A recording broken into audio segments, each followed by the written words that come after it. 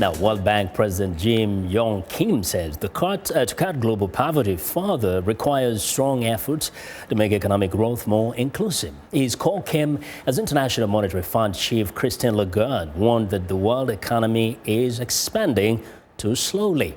Now, viewers, Jim Randall has more. The World Bank says stronger efforts to ease inequality are a key to further reducing extreme poverty around the globe.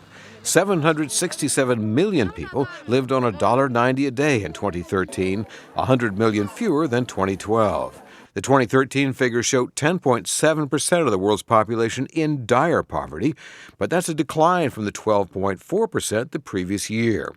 Half of the world's poor live in Sub-Saharan Africa, another third in South Asia. World Bank President Jim Yong Kim applauds the decline, but says inequality is an obstacle to slashing poverty to just 3% of the global population by 2030. Inequality overall is far too high. This level of inequality constrains growth, and it also breeds instability. Kim says it is remarkable that poverty is declining when global economic growth is lethargic.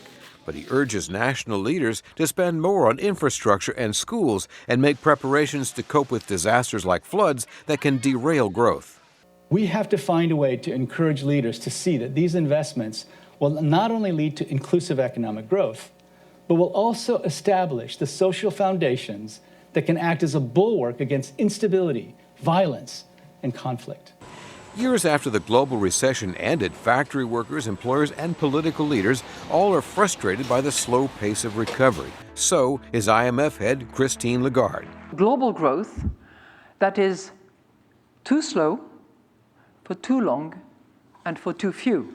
Economist David Stockton of the Peterson Institute for International Economics says the world economy is expanding at just a 3% pace per year and is likely to stay stuck in low gear. I don't really see much currently suggesting that we're going to break to the upside, and I don't see any significant signs that we're likely to slump to the downside either. Many voters in the United States and elsewhere blame flawed trade deals for lost jobs and dim prospects that things will get better, something that has helped candidates like free trade critic Donald Trump. But his rival Hillary Clinton has also spoken out against a key trade deal. However, that voter anger is misplaced, says Lagarde. Trade has been the engine that has propelled economic progress. Jim Randall, VOA News, Washington.